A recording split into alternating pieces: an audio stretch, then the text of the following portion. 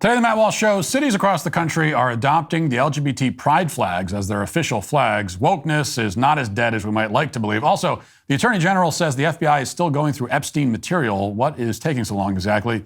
And the media mourns as an entire family of illegal immigrants face deportation. They committed no crime except the crime of coming here illegally, which is more than enough reason to deport them. And Times Square has a new statue. It's a 12-foot-tall, overweight black woman. Why exactly? Well, we'll try to figure that out. All of that and much more today on The Matt Walsh Show.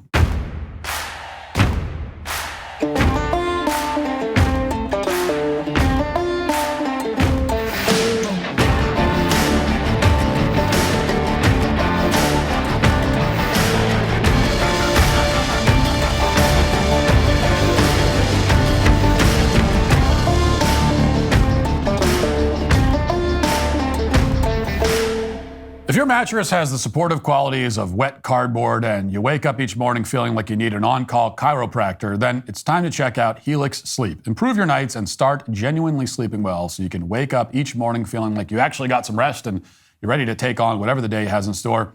I never realized how badly I needed a new mattress until I finally got one. I've had my Helix mattress for a while now and couldn't be happier. It does incredibly well with temperature regulation, which really eases some of those annoying middle-of-the-night wake-ups.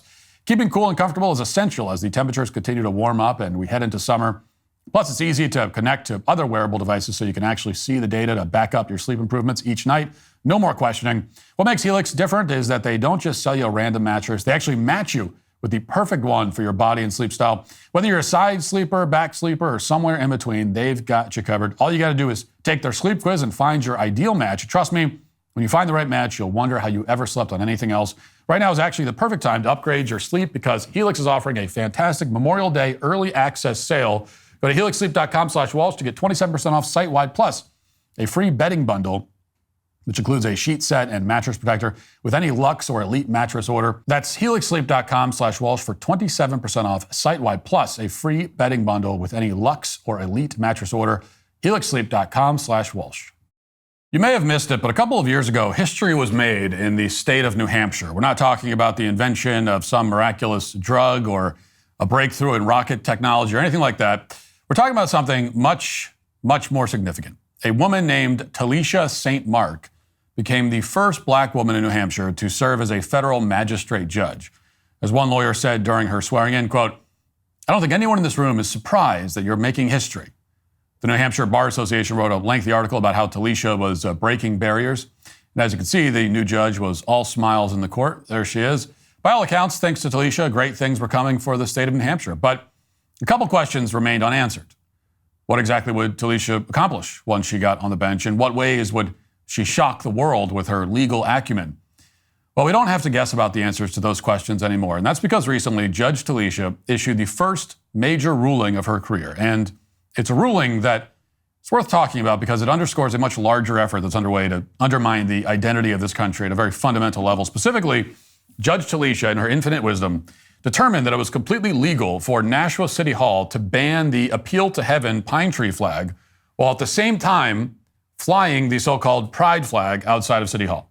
Never mind the fact that, the pine tree flag was flown at the Battle of Bunker Hill, which is a battle that many New Hampshire residents participated in. Never mind the fact that it was used by ships commissioned by George Washington. None of that matters, according to the city, because the pine tree flag, quote, was not in harmony with city policies or was contrary to the city's best interest.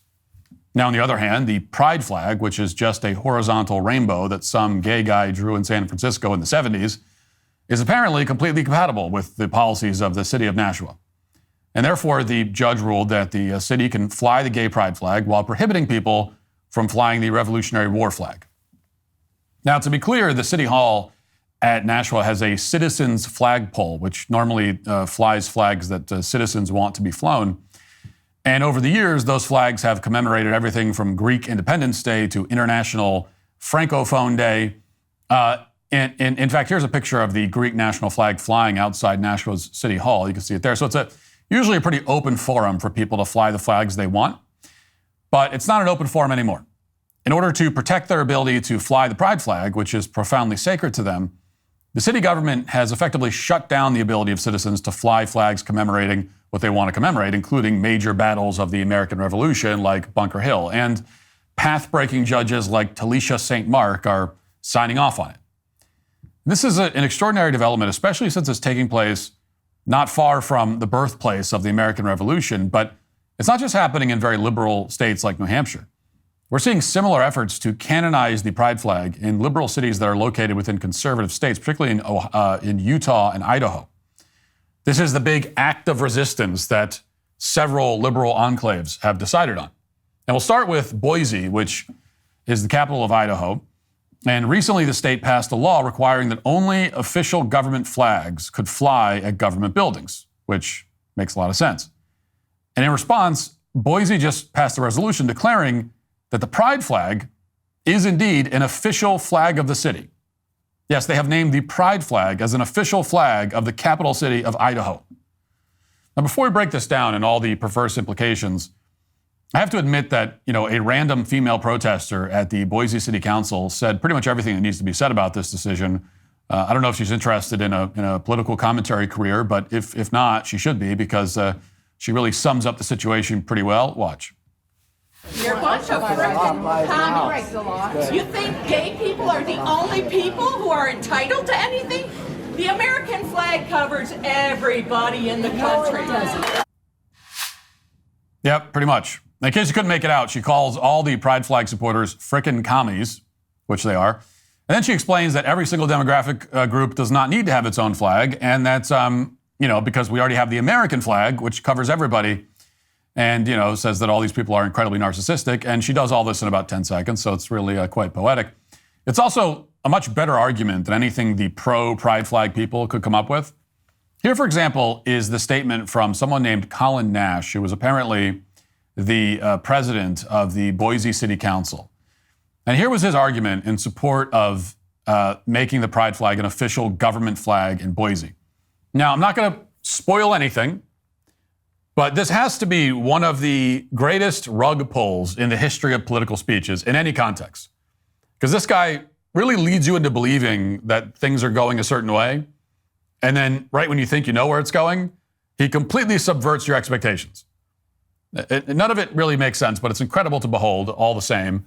And again, this is his argument in favor of making the pride flag an official flag of the city at City Hall. And here's what he says. Watch.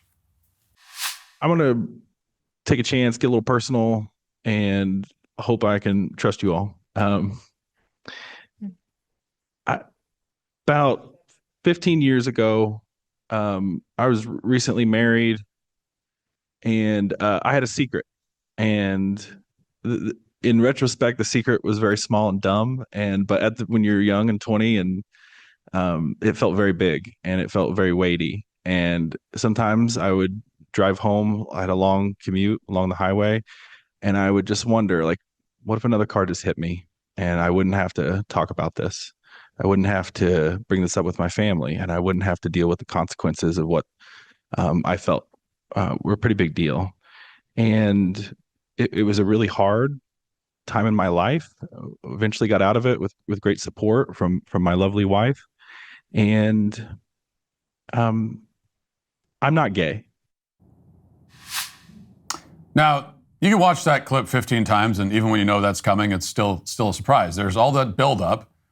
He's giving you the stock story about how he was contemplating hurting himself back when he was young because he was in the closet. That's what you think it's leading to based on the context. We're talking about the pride flag. And then he drops the hammer and informs you that he's not gay. But if you watch the whole speech, he never tells you actually what his secret was. You can listen to the whole speech. He never says it. So no one has any idea what he's talking about or how it's relevant to anything. All we know is that the Boise City Council president has some kind of secret. And it's a secret so bad that he thought about causing a fatal car accident. But we don't know what it is or how the hell any of that is related to the pride flag. Now, as best I can tell, the idea is that some people are suicidal because they have secrets of some kind, and therefore the government of Boise needs to endorse the pride flag to make people with secrets feel better. Even if your secret has nothing to do with being a closeted homosexual, still the pride flag will cheer you up, I guess. And I'm not cherry picking an argument here. I didn't find some random activist ranting about this particular issue. This is, as I said, the president of the Boise City Council delivering remarks that he prepared in advance in support of a proposal to officially endorse the pride flag as an official city flag. And that's the best he could come up with. The rest of the city council, which, by the way, voted to endorse the pride flag by a margin of 5-1, was pretty much the same way.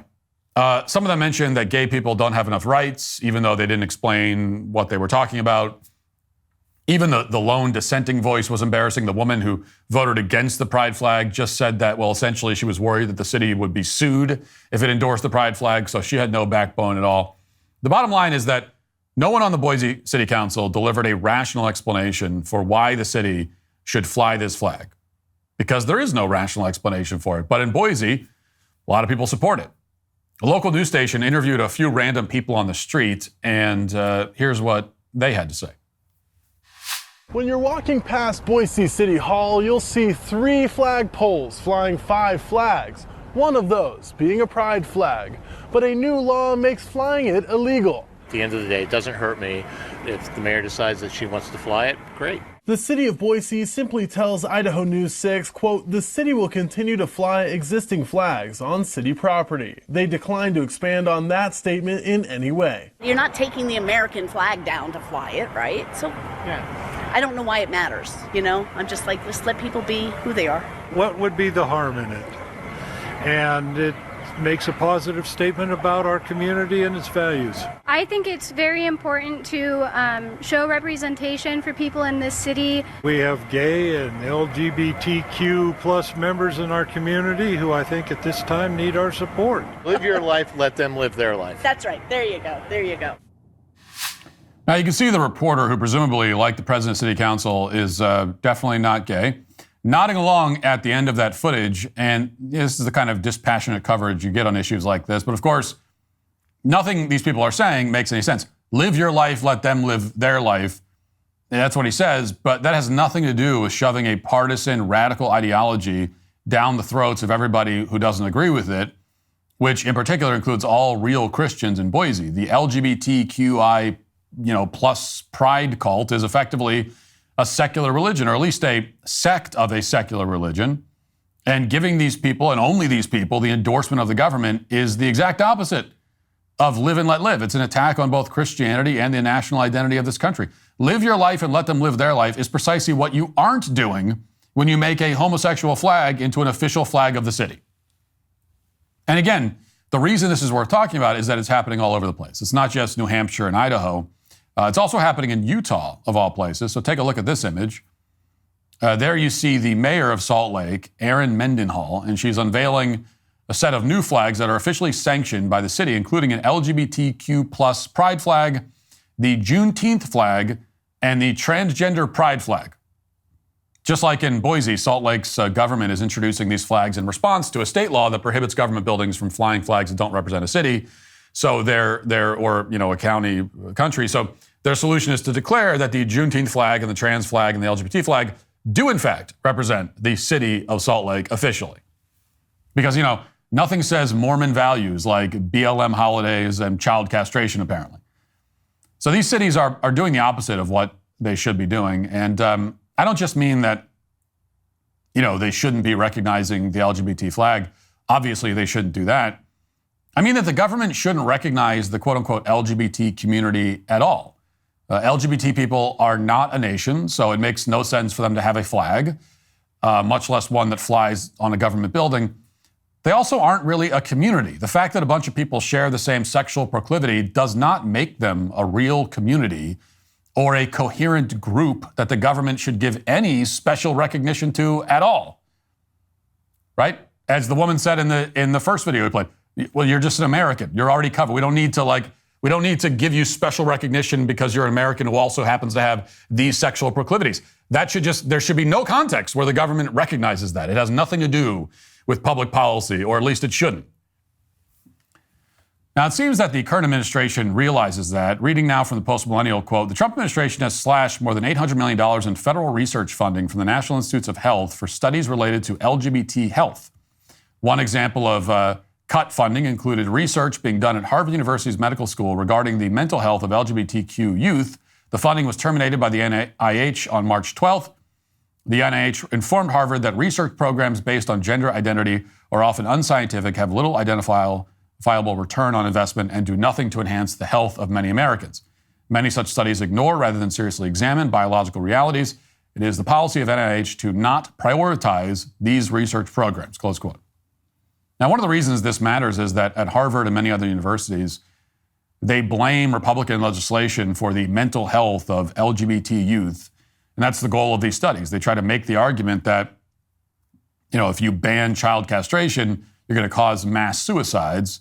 And the premise here is obviously ludicrous because we didn't have mass suicides back when transgenderism was not recognized as a thing at all. And we didn't have it when it was recognized, but it was basically treated like a punchline. I mean, there were no mass suicides in response to Mrs. Doubtfire, as far as I know.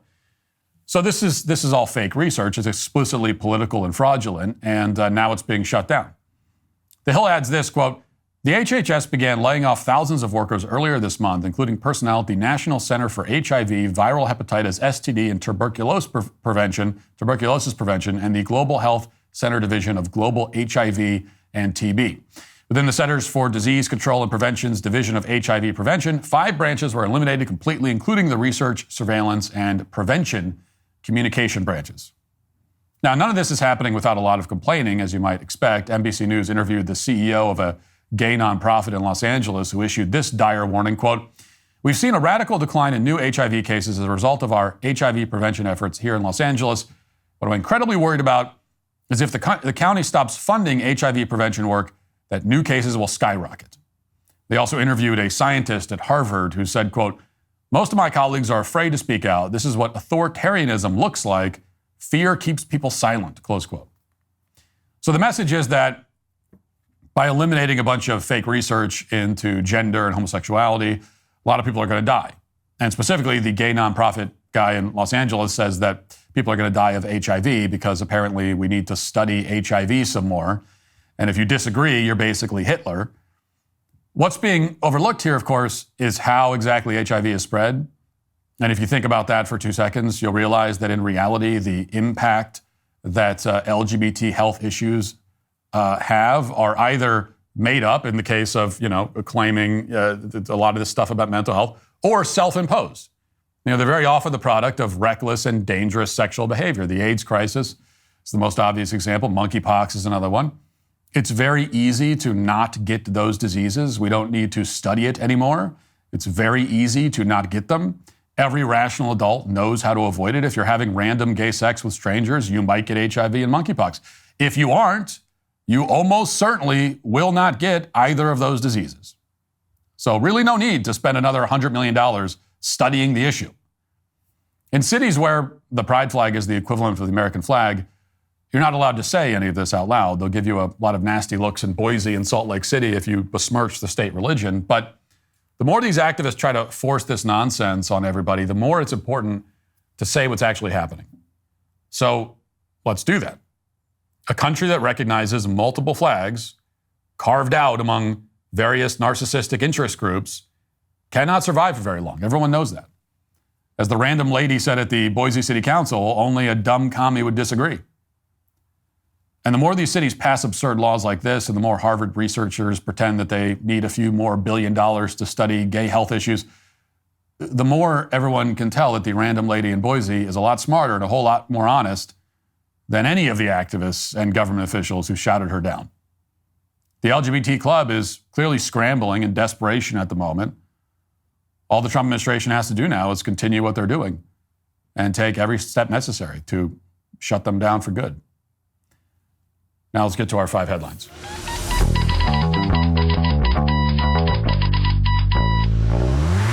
When your metabolism is working correctly, you feel the benefits in every aspect of life. With Lumen, the world's first handheld metabolic coach, you can gain insight and stay on track when it comes to improving your health.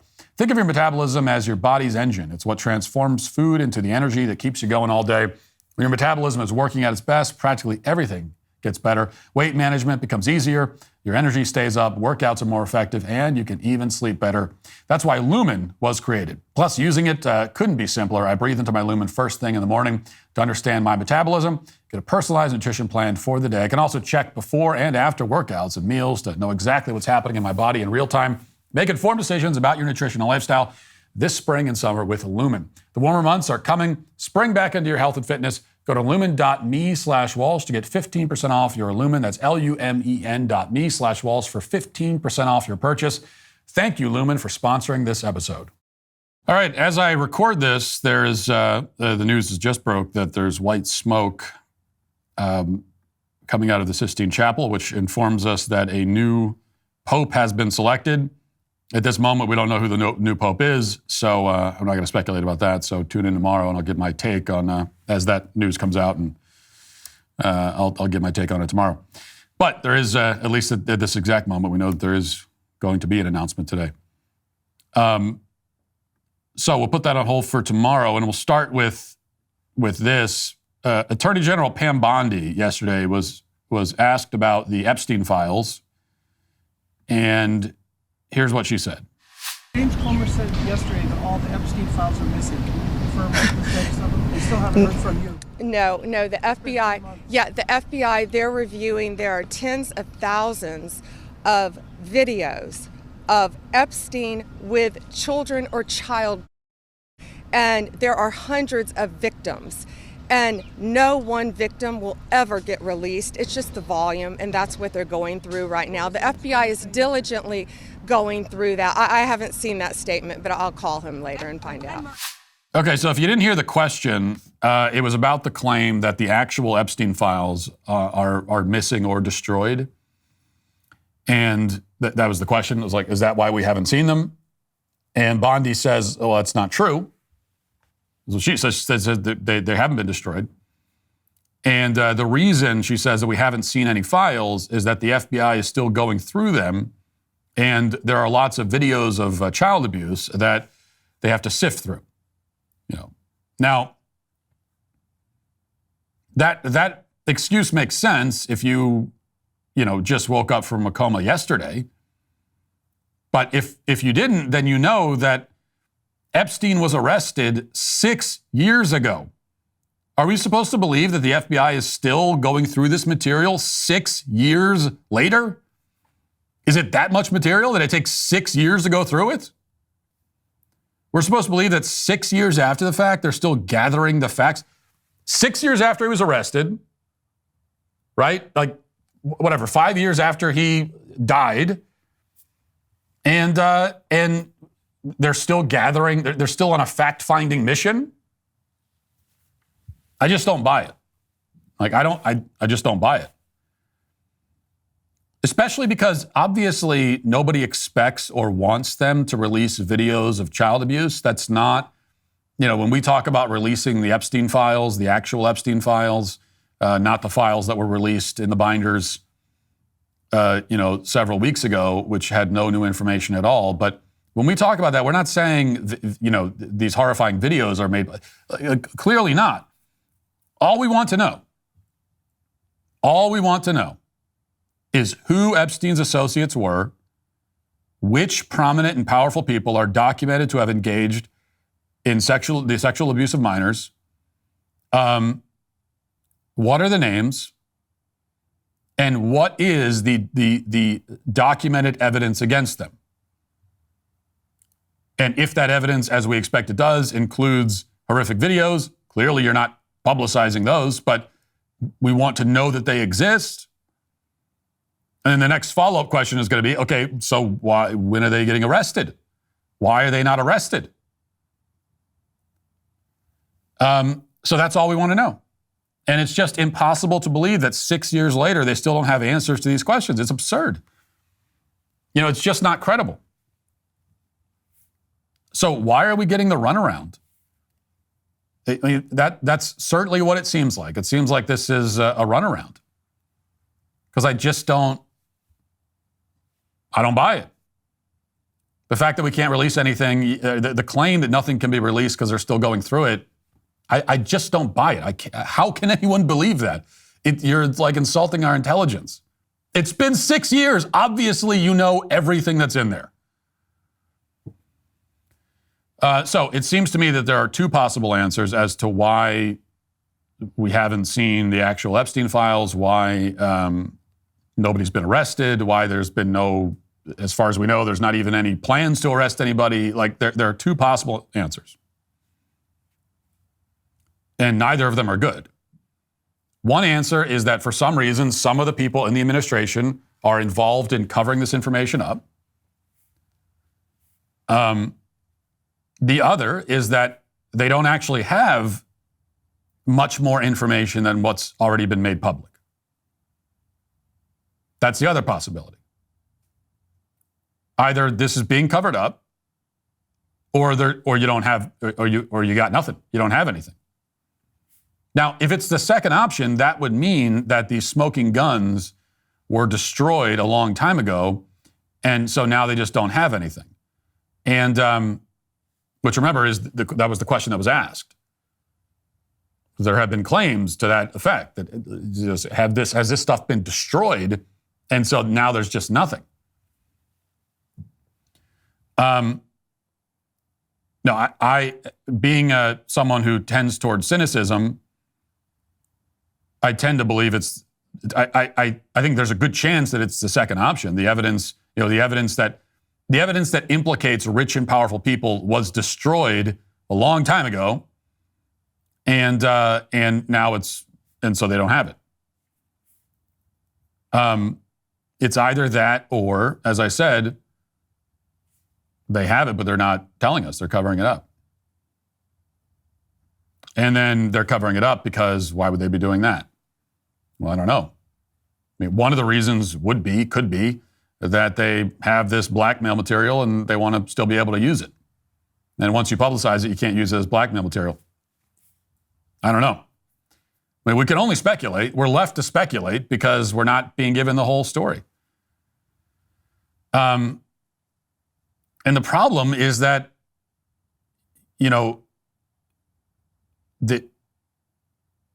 the answer that would let Pam Bondi off the hook, potentially, is that this stuff was destroyed a long time ago. The cover-up already happened before we got here, because there was a whole other administration that was, there in between. And so this stuff was destroyed. Now, so that, if that happened, then it would let Pam Bondi off the hook. But the problem is that she's claiming that didn't happen. And we were, there was that whole episode several weeks ago when we were told that, yeah, we've got information, it's really shocking, get ready, we're going to release it. And then we get it, and it's all the stuff we already knew. So if the stuff was destroyed, then you tell us that like right away. That's what the Attorney General should tell us like a day after getting into her position. She'll come out and say, look, this stuff's been destroyed. There's a lot missing. So now then it becomes, okay, we're going to find out who did that, and we're going to hold them accountable. But I don't know, this stringing us along and saying like, yeah, we have it, but we're still going through it. I just don't buy it. I just don't buy it. And it pisses me off, frankly. All right, the New York Post has what I guess is supposed to be a sad headline. The headline is, Georgia college student faces deportation after running red light. Police discover her entire family is living illegally in the U.S. for years. Now, I'm going to read this. There's one sentence in this article that I want you to really focus on. And we'll read it and we'll see if you pick up on it. I'm sure you will. But here's what it says. A Georgia college student faces deportation after she ran a red light, and authorities discover her entire family has been illegally living in the U.S. for nearly 15 years. Mexican national Ximena Arias Cristobal, 19, was pulled over by police in Dalton, Georgia, after she failed to adhere on a no turn on red sign. Ximena Arias Cristobal was driving without a driver's license, but told officers she had an international driver's license. She admitted she didn't have the foreign document when she was asked about it.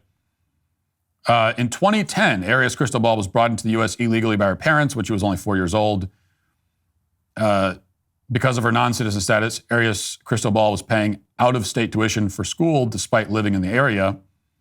The officer who pulled her over attempted to speak to the teen's mom and the owner of the car, but neither of them spoke English, according to the report. Arias Cristobal was arrested and charged with driving without a valid license and failure to obey traffic control devices, and now the whole family faces deportation. Okay, so a whole family of illegal aliens. She's driving without a license. She's disobeying traffic laws. Already there's enough reason to deport everybody. And it's got nothing to do with the traffic laws. It's you're here illegally. That's all the reason we need. That's the one single reason we need to deport you. You're not supposed to be here. And by the way, the Post article has a bunch of pictures of this girl in her graduation gown. I don't know why the media is so obsessed with graduation photos. Like they always do this, of course. Anytime there's a martyr that they want us to feel sorry for, they always beat us over the head with the graduation photos. And it's always high school graduation, too. Like we're supposed to be impressed. Okay, congratulations, you graduated high school. You literally have no choice but to graduate high school. You cannot fail high school. They won't let you. Trust me, I tried when I was a kid. So you can't. It's not an option. And when you try to fail high school, they say, no, you can't. You're not allowed to do that. Okay, well, then I'm just not going to turn in any of my work for the entire year. Okay, fine, but you're still going to graduate, whether you like it or not. So, it's not exactly a great achievement. And, but it's also irrelevant. Like so I guess we're supposed, she graduated high school. Why would we want to deport her? It's a non sequitur. But maybe you picked up on the one very salient sentence in all of this. I'm sure you did. It was this part again. The officer who pulled her over attempted to speak to the teen's mom and the owner of the car, but neither of them spoke English. Of course they didn't. Now keep in mind, they've been here for 15 years. Her family has been here for 15 years, and they can't speak English. Now, learning a new language, if you're fully immersed in it, right? If you're using the immersion technique, it should take about 6 months, and it could take 3 months, right? But it should be like 3 to 6 months, and that's 6 months after living and being immersed in a language. You should be able to get by conversationally. After another 6 months, you've been, for a year, you should be totally fluent. Like you can speak, you should be able to speak the language as well as any native speaker. 15 years later, I mean, there should be no difference in your grasp of the language and anyone else who was born there. 15 years? They've been here through like 4 different presidential terms. And they got to this country 3 years after the iPhone was invented. So it's like, it's been a long time. And yet they can't speak the language at all, apparently. And this, of course, is very common. It's not shocking. It should be shocking, but it's not, because immigrants come here and they don't learn the language. And that's not just annoying. It is annoying. It's extremely annoying. I shouldn't have to encounter anyone in my own country who I can't communicate with, unless it's a tourist or like a baby. Okay, those are the 2 kinds of people that I'm okay with not being able to communicate with. If you're an adult who has full use of your vocal cords and your hearing, and you live here, you're a resident, supposedly, then I should be able to communicate with you. So it's annoying. It's also incredibly disrespectful. I mean, how dare you come to this country and not even pay us the basic respect of learning our language? It's presumptuous, it's lazy, it's entitled, it's selfish, it's offensive. And it's not a small thing. Language is a basic element of human civilization. Like one of the most fundamental requirements of a country, of a nation, of a people, in order to be a country, nation, and people, is that everyone can speak to each other and understand each other. A shared language is step 1. Right? So it's the most basic requirement. And these people won't even fulfill that basic requirement. And what that shows, of course, is that these immigrants come here without the slightest intention to actually assimilate into our country. The problem isn't that these immigrants are lazy and selfish and refusing to learn our language, although that's true too. It's that it shouldn't be possible to live here for 15 years and not learn our language. That should not be possible. Even if you speak broken English, if you speak with an accent, so if you have an accent, you're going to have an accent if you're learning a new language, fine. You should still know English, though. You should be like someone should be able to communicate to you, with you, in the language of that country. And like I said, that should be there shouldn't be an option. It should just not be possible to live here for 15 years and not at least have that basic grasp of the language. But many of these illegal immigrants don't speak the language at all because it is possible to not learn it. Because they come here and they form their own little cells, their own little colonies in the middle of our country where they speak their own language. They continue living in every way as though they were still in their motherland. That's not assimilation. Okay, assimilation is fake. It's a myth. It's not happening. It's not actually happening. When you bring mass amounts of foreigners into your country, you get disorder and disarray and dilution and confusion. You don't get assimilation. It's very clear. You got people that come here. They're here for a decade and a half. They're here for longer than any of my kids have been alive, and don't speak the language. So that's don't tell me about melting pot. It's a what melting pot? It's not, they haven't melted into anything. That's not a melting pot. It's not assimilation. It's not anything. And I just hate the gaslighting over this. And I don't use that word very often because it's overplayed, but this is gaslighting. They bring in all these foreigners and then act like they don't understand why we have a problem with it. You know, they'll listen to someone like me complain, or someone like you, any rational American who has a problem with this, and they'll complain that the immigrants don't speak our language, and they'll act like they can't possibly understand why that's upsetting to us, or why speaking the same language is important. And yet, with any other country on earth, any non-white, non-Western country, they would fully acknowledge the problem. And they'd complain about it to themselves. I mean, if, let's say, 30 million white English-speaking Americans moved to India. Now, I think right now in India, there are thousands of Americans living there, definitely not millions. So, not enough for it to be like noticeable.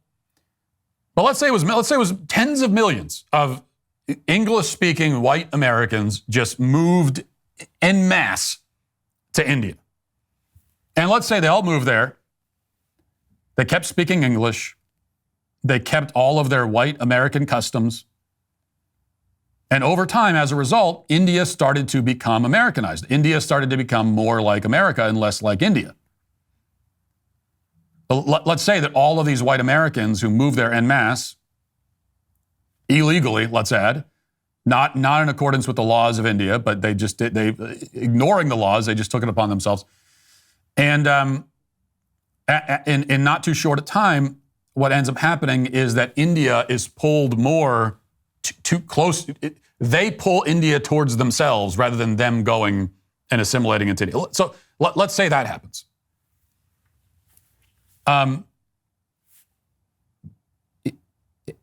Everybody would view it as a problem.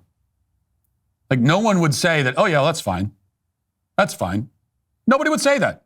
No one would say that. And when India came along and said, okay, hey guys, we're not doing this. You got to go.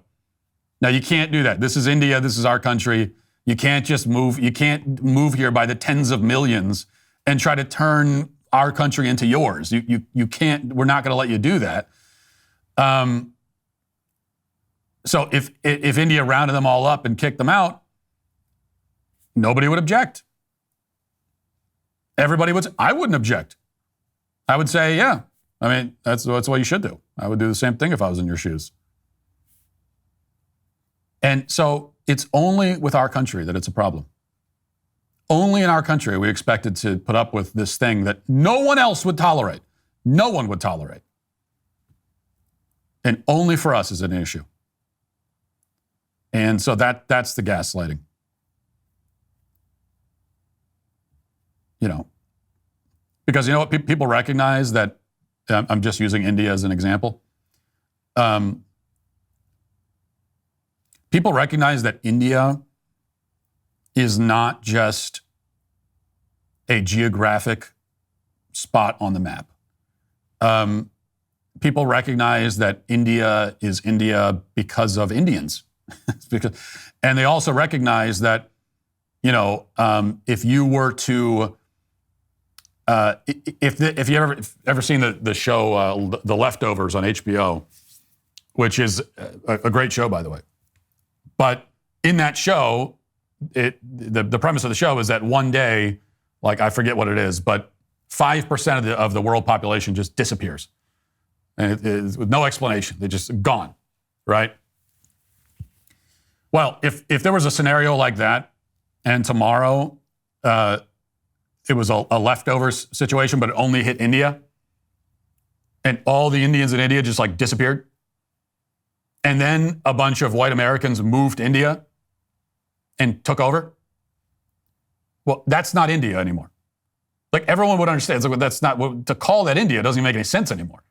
The only similarity is that they're on the same ground, but all the Indians are gone, and these are a bunch of white Americans from Ohio and Minnesota that are living here now, and so it's just not India. It's not.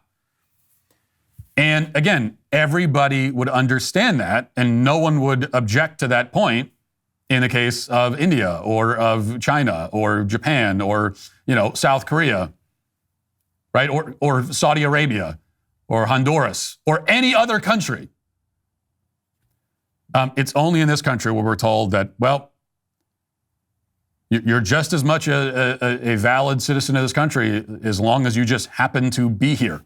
The only thing that's required to be fully American is just to be here, to physically stand here. You don't even have to go through any of the paperwork. We're the only country where that's expected to see things that way. And it's gaslighting and it's outrageous. And I'm sick of it. All right. New York Post has this. We got a little customer service controversy. Those are always fun. Wild viral footage has captured Frontier Airlines gate agents getting into a bus stop with a passenger. A bus stop. B-U-S-T up. I've heard of a dust up, but not a bus stop. Is that a real phrase? Anyway, getting into a bus stop with a passenger who had sniped, "I'm never flying this airline again," after being hit with an unexpected $25 fee just to check in. The caught-on-camera saga erupted when the male passenger, 45-year-old married father of three, was trying to check in for his Frontier flight from Raleigh, North Carolina to Boston. The passenger, who didn't want to be identified, told the Post that he had arrived at the airport with 50 minutes, 50, to spare, but wasn't able to check in on the electronic kiosk because, unbeknownst to him, he had missed the airline's 60-minute pre-departure window. When he went to speak to a Frontier employee, he was told he needed to cough up a $25 fee to check in at the desk per the airline's policy. And that's when he claims things turned sour. And they got into a back and forth. And that's where I think the video that this passenger took begins. And let's watch a little bit of that.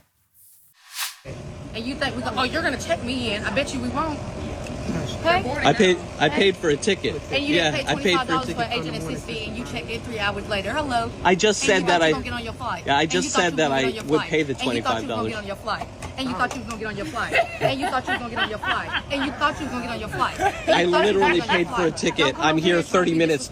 I'm here 30 minutes before my flight, and they're not letting me check in. And you're not getting on your flight. Because it's a policy. We don't control that. And you will never fly. You were about to let me check in. You were about to let me check in, and you decided that you ain't going to let me check in. Make me check you in. You literally work for a company that I bought a plane ticket for. I'm here 30 minutes before the flight. Can you please leave, sir? No. Can you please leave my personal space? I'm not in your personal space. This is not your personal space. This is my stationary. This is not your personal space. You work for a company. This is not your personal space. We ain't got to worry about it. You don't have to worry about it. You're literally not doing your job for a customer that has paid for a plane ticket to get home. Now, so that continues. Normally, I'm not a huge fan of taking your phone out and recording these kinds of interactions. You're having an annoying experience with customer service. Why does it need to be made public? Why do we need to bring the public into it? But in a case like this, I also understand it because as a customer, you're frustrated and helpless. And this is how customers feel when they're dealing with awful customer service from these big corporations. And Frontier counts as a big corporation. I mean, you might think that like their corporate office is a tent made out of blankets with one phone that's actually a can connected to a string. You might think that, but actually it's a corporation. And as far as I know, it has at least one real building. And so when you're in that spot as a customer, you have no other recourse a lot of times. Like nobody in the company gives the slightest crap about you or the issue that you're having. The customer service representatives actively despise you. They hate you just for being there. Nobody in the corporate office cares at all. You're getting ripped off, and what are you supposed to do? So this guy resorts to filming, and in this case, I get it. And I increasingly understand when people, even though I still find it kind of annoying, but when people take the phone out, when they start complaining about customer service stuff, on social media, it's the only way to get any kind of response. It's the only way, because otherwise, nobody cares. Otherwise, you can't get anyone at the company to care. And in many cases, like they've already taken your money. You can't even get your money back. And so people have to resort to this. It's the only way to get any response. And we've all been in these situations so many times with at airlines, with just any big corporation. We've all been in this spot where, especially when you're on the phone, you're dealing with customer service on the phone because you have, it's an issue with your cell phone bill or anything. And you're just trying to get someone on the phone who cares even a little bit about solving your problem, and no one does. So if I were to blame this guy for anything, it's flying Frontier in the first place. I mean, as a frequent flyer myself, I will just never fly Frontier. I think I flew it once, like 11 or 12 years ago. We were flying to some location that didn't have a lot of flights, and the Frontier flight was cheaper. At least it seemed that way until you get hit with like 19 different additional fees. So we took Frontier, and awful service, awful plane, awful everything. It would be too generous to say that Frontier is the Greyhound bus of the skies. That's too generous. Frontier is like, it's like the school bus of the skies. It's not the magic school bus. Okay, this is not a whimsical, fun school bus. This is a like a middle school. This is a bus going to a middle school in Baltimore, except it's 30,000 feet in the sky, and that is Frontier Airlines. The accommodations, the service, the clientele, they're all just bus tier. It is a bus tier experience, god awful. And since then, I've had a few experiences where I had to go somewhere. We looked at the flights. The only flight that could get me there on time was like a Frontier, one of these budget airlines. And when that happens, now I just say, well, okay, I guess I'm not going to that place. I guess whatever that place is, I guess I'm just not going to it. Because there is no place on earth worth enduring a budget airline for. It doesn't exist. So in this case, after this guy made a stink about it, he did get reimbursed. Frontier put out a statement claiming that these women were contractors and they no longer work with the company. No apology, by the way. Frontier, even after all this. So this is with getting like the media involved and social media. Even then, the best that this guy will get is Frontier saying, okay, here's your money back. And yeah, they didn't even work for us. No apology, not even like, well, we're sorry you had this experience. Frontier's attitude is basically, yeah, well, what did you think was going to happen? We're Frontier Airlines. What did you think was going to happen? Okay? We're stuffing you into a metal shoebox. That's basically the experience. It's like a metal shoebox that's being thrown from one location to another. Imagine just getting into a metal shoebox, getting stuffed into it, and then some big giant just like throws you to a city 600 miles away. That's the Frontier Airlines experience. And so that was kind of, I'd almost respect them if that was their say. I would respect them if they said, yeah, I mean, it sounds like you got the Frontier experience. Okay, the planes, the tickets are $12. What did you expect? What did you expect? Well, you think actual professionals are working for Frontier Airlines? Who did you think's going to... No, we're getting the people who couldn't get a job at the DMV. That's who we're getting at Frontier Airlines, okay? We're getting the people that the DMV didn't want. And so that's who you're dealing with. So I would respect them a lot more if they just said that. And that should be their motto. That should be the motto of these airlines. It should just be, we don't care about you at all. Shut up. The tickets were cheap. The tickets are cheap. Shut up. That should be the Frontier Airlines. The tickets are cheap. Shut up. That should be the whole ad.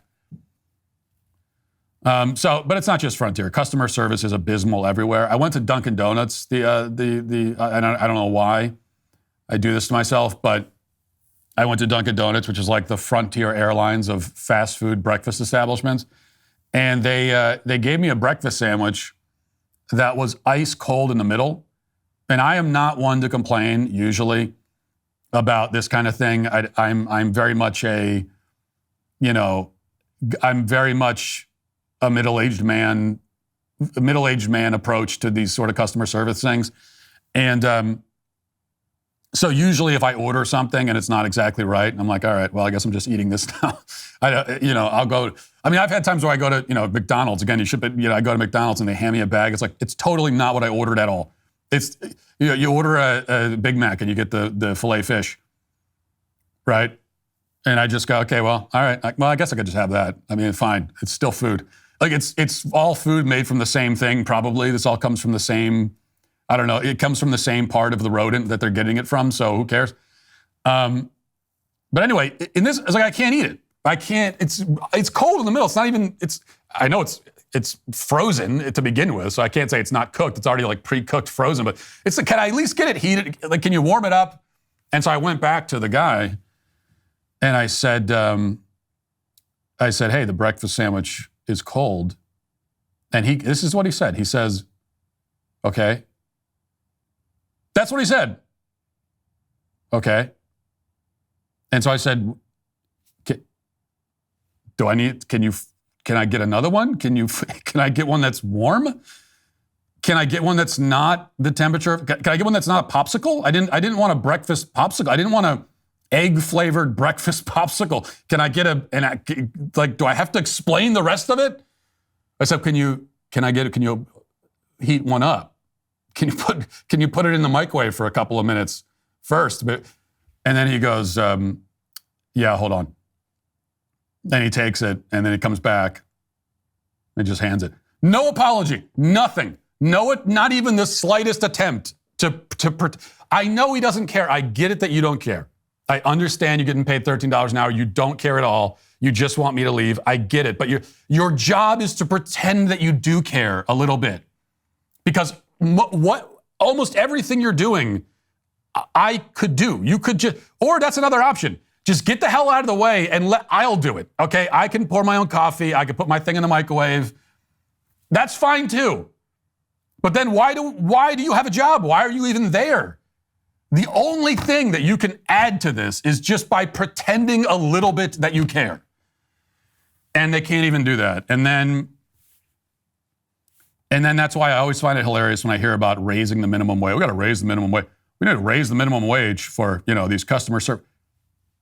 Have you seen raise the wage? Have you seen customer lower it, if anything? I mean, I had that experience like that. Really? You could raise the wage for that guy?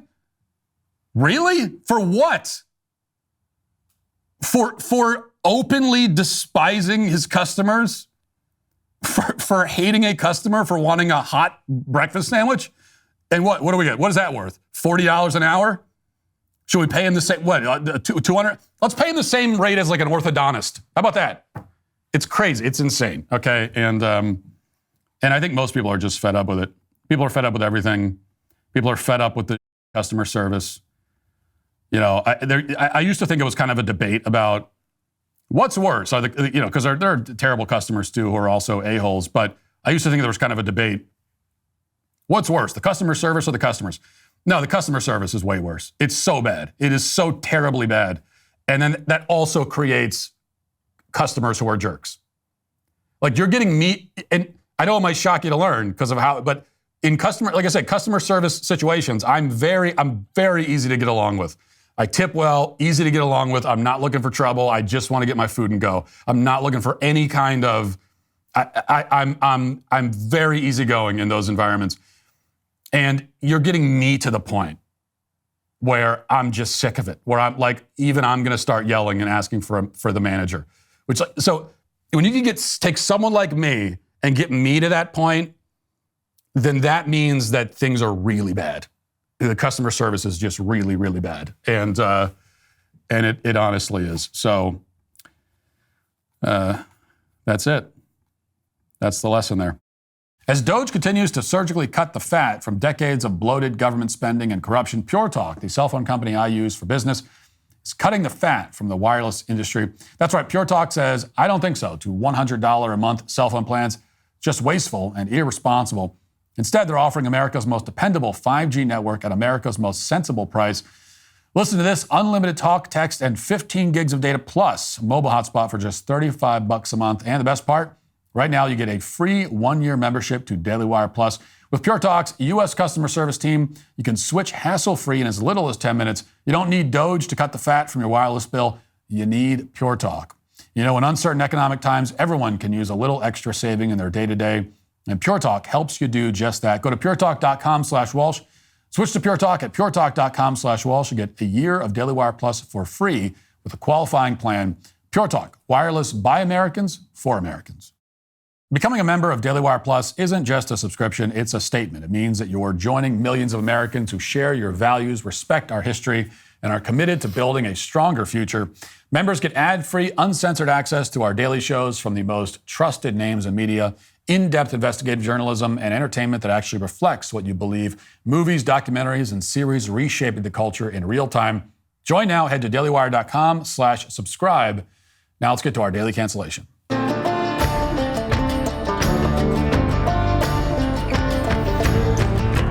Now, it used to be that if you were in the mood to see some exotic contemporary sculptures that were created by an unimpressive foreign artist, you had to go to a museum.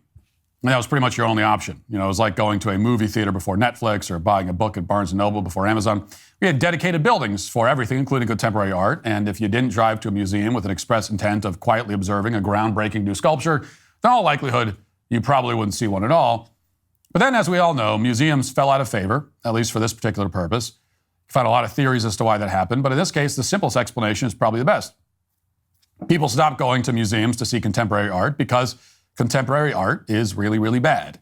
And normally, when people stop consuming content because it's bad, that forces some kind of change in the content. The creators might go back to the drawing board and come up with something else as a way to entice audiences. That's normally how these things go. But in the field of contemporary art, which of course is my true passion in life, that's not what happened. Instead, artists, and particularly sculptors, have come up with new ways to force people to look at their most unimpressive and pretentious creations. Maybe no sculptor on the planet is more adept at this particular skill than a man that you never heard of named Thomas Price. Without any sense of shame, Thomas Price has compelled innocent bystanders to observe his garbage sculptures by placing these sculptures in their way in public places. In fact, in some cases, he's placing these sculptures in the middle of walkways. And on top of that, every single one of these sculptures depicts the same thing, which is a nameless, random black woman who looks very annoyed and unpleasant. Yes, all over the world, sculptures of random black women are being thrust upon the public, and it's all because of a British guy named Thomas Price, who's apparently very angry that people don't go to museums anymore. This is actually something of an epidemic. So we'll go through some of these black woman statues here. This is a picture of one of them. It's from New Orleans City Park, and as you can see, the woman is positioned directly on top of the walking path. And according to the official description of the sculpture, quote, Price's sculpture, titled Time Unfolding 2023, is a 9-foot-tall statue of a woman looking down at her cell phone, seemingly paused in contemplation. The work is part of a series depicting everyday fictional subjects at a monumental scale, combining traditional sculpting and digital technology to question how society projects ideas and expectations through public space, close quote. Now, to me, this looks like a customer service representative for Frontier Airlines refusing to take my complaint seriously, but I guess she's supposed to look contemplative And it wasn't just New Orleans that was treated to this extraordinary combination of sculpting and technology, whatever that means. The good people of Florence were also treated to a blinged out gold version of the sculpture. Here's what that looks like. Reportedly, this particular statue was vandalized a few times. The authorities condemned the vandalism, which they described as racist. But at the same time, the authorities didn't explain why, in their understanding, Thomas Price is not also a racist. And after all, he's the guy who's constantly making sculptures about random, unimpressive-looking black women looking at their phones. And then he forces everyone to look at these sculptures. Seems kind of like something that an obsessive-compulsive Klansman would do as a practical joke, if we're being honest. Here's another one of his sculptures in London, for example. And this is from 3 Mills Park. Again, it's 9 feet tall. And according to Price, quote, "I want this sculpture to be an opportunity for people to connect emotionally with an image of someone they might not have noticed before." And then by way of explaining his obsession with black women looking at their phones, Price said, quote, "White artists are putting themselves forward to create replacement sculptures of slave owners with no sense of irony. That's a savior complex, and that exemplifies what is wrong when even the solution doesn't involve the black experience," close quote. So what exactly is the black experience besides looking at your cell phone? I mean, based on Thomas Price's body of work, that's a good question. His answer, from what I can tell, is that the black experience also involves being overweight and looking extremely annoyed all the time. And that's all of his statues of the black experience. That's what they all are. And that would explain this statue, which he just put up in Rotterdam Central Station in the Netherlands. As you can see, this one's a real winner. Apparently, it's supposed to be the same black woman from London, except she's added a few pounds to her waistline. That's what happens when you're a statue. You know, you're standing around a lot, not burning a lot of calories. So maybe you gain some weight. And her cell phone ran out of battery, so she doesn't have a cell phone. So we have kind of a narrative unfolding here. And if you follow these statues from place to place, you'll really see that story being told. Contemporary art is truly full of surprises. And so is Thomas Price, apparently. Because as you may have seen, in his latest act of mass artistic harassment, Price has managed to have one of his plus-size black woman sculptures installed in the middle of Times Square so that tens of thousands, if not millions of people, will be forced to look at it. He's genuinely outdone himself, at least in terms of securing a captive audience for his sculptures of unkempt black women. Watch. A new statue in Times Square we're told, turning heads. It's making people not only stop and stare, but also reflect. A rare feat in the middle of one of the busiest places in the world. Zinnia Maldonado shows us why.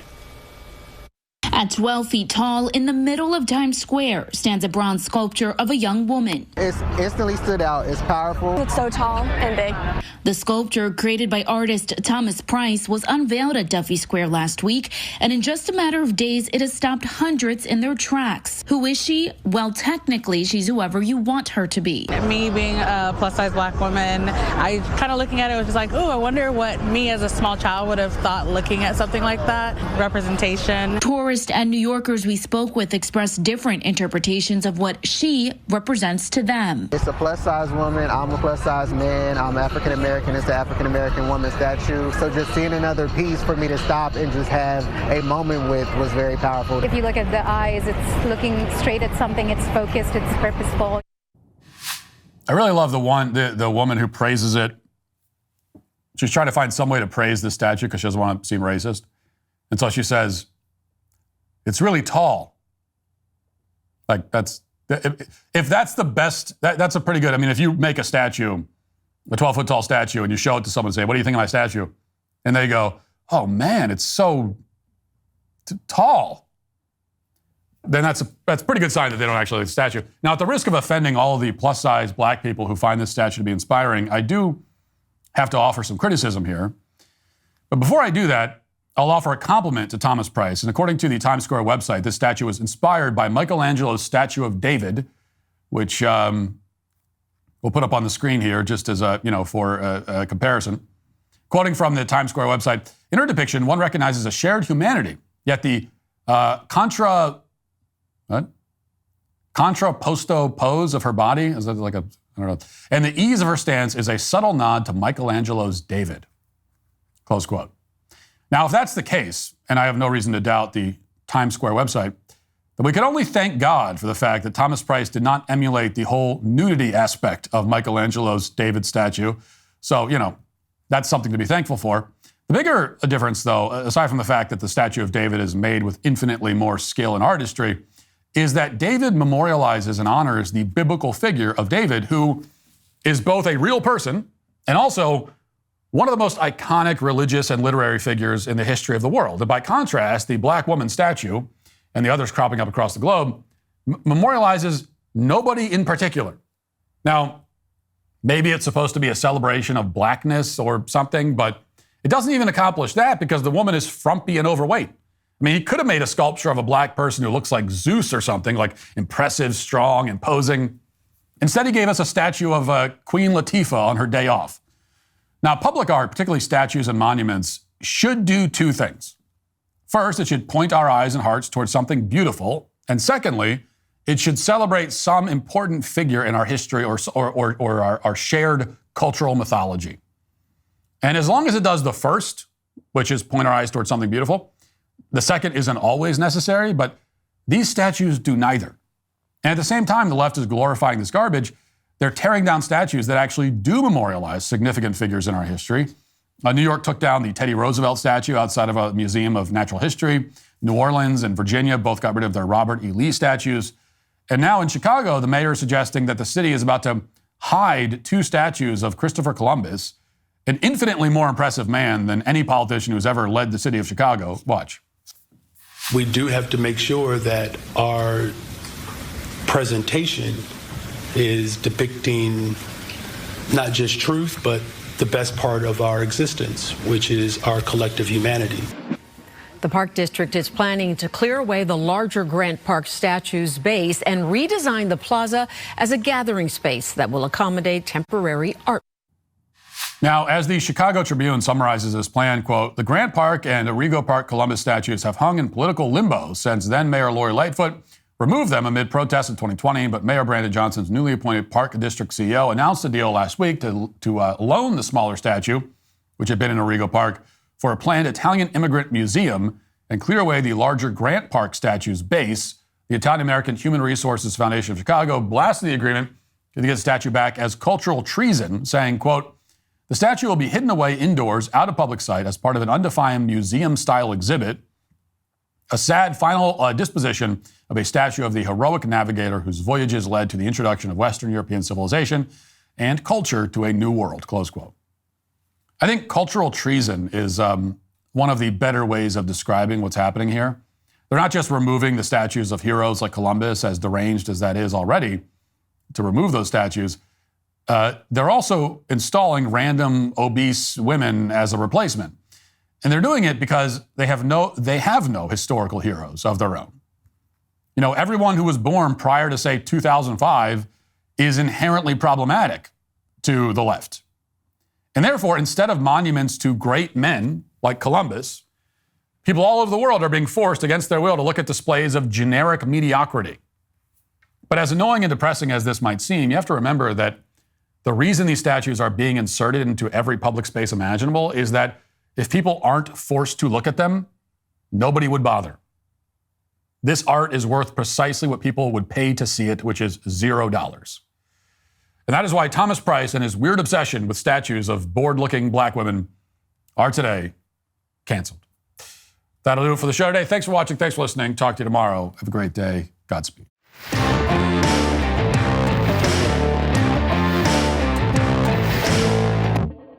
John Bickley here, Daily Wire Editor-in-Chief. Wake up every morning with our show, Morning Wire, where we bring you all the news that you need to know in 15 minutes or less. Join me and my co-host Georgia Howe for daily coverage of all the biggest stories on Morning Wire.